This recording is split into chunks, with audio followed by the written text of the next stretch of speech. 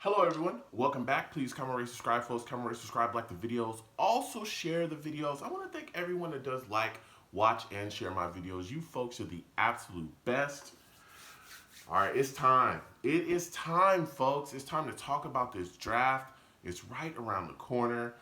Got a lot of things to get into because, man, this could really change our franchise. This can absolutely turn us around and really get us going in the right direction. But before we get there, all right, I want to cover this Jamal Adams stuff really quickly. So, news comes out that Jamal Adams is going to skip the Jets' voluntary cyber workouts. Okay, I made sure to voluntary. I made sure to say that. Okay, because when I heard the news, I said, "Oh, they're voluntary," which means he doesn't have to be there. I get it's a cyber workout. He doesn't even have to do anything except sit in front of that computer screen. But they're voluntary. If you want to skip them, no issues. I remember Le'Veon Bell skipped some actual voluntary workouts as well when he first got signed here. People went crazy about that. I didn't care. Voluntary. But for me, what made me start scratching my head was thinking, hey, I get they're voluntary, he doesn't have to go to those, but why is this leaking now? Why is this news out right now, right before the draft? Why even, why is this being put out here now? Starts to make me wonder, is this a sign of things to come with Adams? We all know that Adams is looking for a new deal. He's made it very clear, and the Jets have kind of been back and forth communicating with him about it. He said that they've kind of had some talks, but nothing too crazy. We also know, that there was rumors as well, and that rumors popped up again recently, same right around the time of this report, that the Jets, are willing to take calls on him. Joe Douglas has done interviews since then, and he has said that he does want to make Adams a Jet for life, but he's definitely going to pick up the phone if teams are calling about him. This kind of echoes the same stuff that they said around the trade deadline with him as well. Um, apparently they were shopping him then, and teams were calling about him, and Joe Douglas, was taking the calls and seeing, hey, what can we get? And that caused a big hoopla. Adams blew up about it. It was a whole lot of stuff. But I look at this situation and I say to myself, listen, you know, everyone knows how I feel. I love Jamal Adams. I think he's great. But I think if you can get a haul back for him, you can get some picks and a solid package, I definitely would do it. I think he's a great player. I think he, is a great safety. I think he's one of the better safeties in the league. But we need so much on this football team. There are so many needs. I just don't know how you turn. I don't know how you turn, a lot of picks down if they're given to you, especially when you're looking at this offense and a franchise quarterback in Sam Darnold that you have pretty much just. I mean, we have put Sam in such a bad. We are killing him. I mean, we've literally put him in such a bad situation. It's been unbelievable. We've pretty much done everything in the handbook of how to ruin a franchise quarterback. Change your offensive schemes a couple times, through his rookie year deal. Give him no weapons. Give him no protection. Get him hit, all the time throughout the season. We've done that. So it's like you got to start investing. The 32nd ranked offense in the league is not going to win you anything. You know what I'm saying? And if you can get something back for Adams and, not to have to pay him the boatload of money that I believe he's looking for, and he's been very clear that he wants, dude, I would do it. Especially when you have no corners, you have no pass rushers, your offensive line is still spotty, and you need targets. Whew, man, I would definitely do it. But I want you folks to comment down below. Let me know what you folks think. I know some people are not interested in moving on from Adams. So let me know what you folks think about that and just everything that's kind of surrounding him right now. So with that moved on, I want to start talking about this draft. Okay, this draft is huge, and I want to get you folks' thoughts on this draft and who you want in the first round. That's all I'm going to cover. I'm not going to go all the way through the draft because that'd be a lot. I really want to get you folks' thoughts on this first round of who you're targeting. Okay, for me, offensive line help is big for me, and I think that that's what we should be targeting in the first round. Now, there's a little something to this though, because I talked about in the offseason. And the option is still there, and that option is Trent Williams. If I'm Joe Douglas, I'm picking up the phone before this draft starts, and I'm calling the Redskins, and I'm saying, listen, will you take a third rounder and a fourth rounder for Trent Williams? And at this point, I think that lowering that asking price is going to be lowered, and I think they'll take that. I think they'll take that for Trent Williams, and I trade for him. Now, if I can get Trent Williams, before this draft starts, oh, that opens up my options because now I'm not forced necessarily to take an offensive lineman in the first round.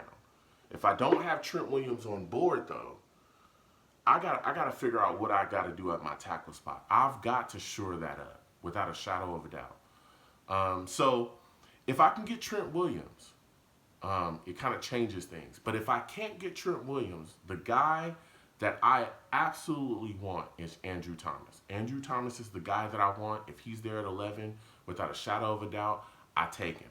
I take him. I think you can put him on that left side. He's good to go. That's going to be a huge piece, a franchise guy that we're going to be able to lean on for the years to come, said and done. But if I can get Trent Williams, I look at this situation and I say, okay, I'm sitting at 11. Is Jerry Jeudy there? Is CeeDee Lamb there? If one of those guys are there, I'm taking one of them. I'm taking one of them. I'm taking one of them, baby. And guess what? Sam's got himself a new toy. I'm going to keep addressing, wide receiver, through the rest of the later rounds as well. There's going to be some picks in the later rounds. If I'm the general manager, definitely are going to be wide receivers to continue to bolster the roster. But I'm definitely going to give him a Jerry Jeudy or a CeeDee Lamb. For me, I would take Jerry Jeudy. I like Jerry Jeudy. His route running is amazing. I understand CeeDee Lamb is a monster after the catch, but Jerry Jeudy is that dude. I mean, there's not a route in the route tree that he can't run. Smooth, in and out of cuts, really smooth. He's got good hands. I just like Jerry Jeudy, so I would take Jerry Jeudy. But I don't knock anyone that is a big CeeDee Lamb fan and very interested in CeeDee Lamb. Now, let's say we don't get Trent Williams and Andrew Thomas is off the board. That's when things really get rolling, okay? If Andrew Thomas is off that board, I like Willis. Maybe he's there. If he's there, I take him. I think Tristan Morris is going to be gone, so I'm not even going to put him in that. I think he's going to be gone early. The guy that could be sitting there is Mekhi Becton. Here's the thing about Mekhi Becton. I like Mekhi Becton a lot. I do. I think he's a good player. But I got some questions about this dude, and it's starting to kind of scare me a little bit. It's two questions. One is his weight. This dude is big. I'm talking big. I think he was playing, I think they said like 360, 370 at one point or something like that. Like he can't play at that weight in the NFL. That's just not happening. He has to get his weight under control. If his weight is not under control, big issues. There could be a lot of big injuries that come from that because that weight and him being that tall, that big, it's a lot of stress on his joints. And the way he's going to have to move to get out to, handle these pass rushers that's in the NFL, these guys that are running, low 440s, okay, and they're big as well, but they get around the corner, a lot of bend. You can't be that big in the NFL. So that's one thing that scares me. The second thing that scares me is this drug test that he popped on. Listen, I know he didn't pop on a drug test in college, but for you to pop on a drug test right at the combine makes me start to wonder just a little bit about your character because it says something about you, okay? From the time, you start playing football, all throughout high school, all throughout college, if your goal is the NFL, you know for a fact that the combine is, they don't play no games. They're going to know everything about you. I'm talking everything. They take you from pillar to post. They test you from top to bottom.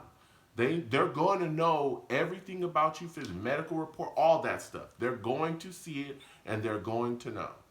So if you know that, and you know that this is, every test is going to be ran, if you can't put down or stop whatever it is that got you popped on that drug test, it starts to make me wonder, What's going on?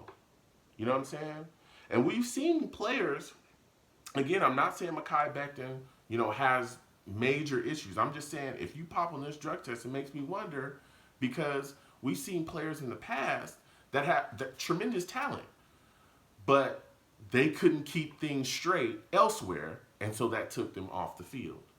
So it just makes me wonder, you popped on a drug test here. What's happening?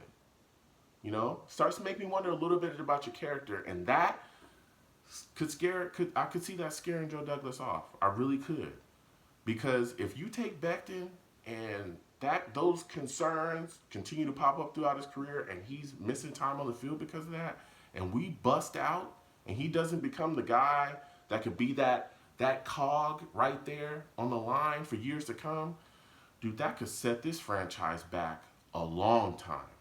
That really, really could. So I'm wondering how Joe Douglas views that as well, and where he is on Joe Douglas's board. And if, again, I know some people are saying, it's just he just popped on one drug test, no big deal.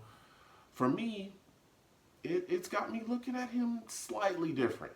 Slightly different. Makes me wonder a little bit, makes me a little hesitant, to take him from, 2 weeks prior, where I was just like, hey, if he's there, yeah, I'll take him, no issues. The weight stuff he can kind of get in control, but then boom, the drug test. And it was like, whoa, wait a second.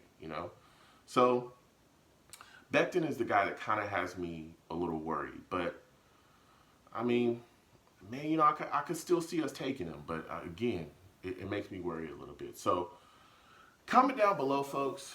Let me know what you folks think. How do you folks feel about this draft coming up? Are you nervous? I know a lot of Jets fans are nervous, and I understand why. This is usually where we fall apart. Usually our drafts, especially these past couple years, have been like, ugh, they've been real bad. But, I think that Joe Douglas, and especially this new front office, this new staff we got, I think they're going to turn this around. I really do. I have a belief in them that they're going to be able to make some changes and get us headed in the right direction. So comment down below. Let me know what you folks think about the offensive line position here. Who would you take in the first round? Are you concerned about Becton? Are you still on the Becton train? Does the drug test not matter to you? If the tackles are off the board, say all 4 tackles are gone, who are you taking then? Are you a fan of CeeDee Lamb, Jerry Jeudy?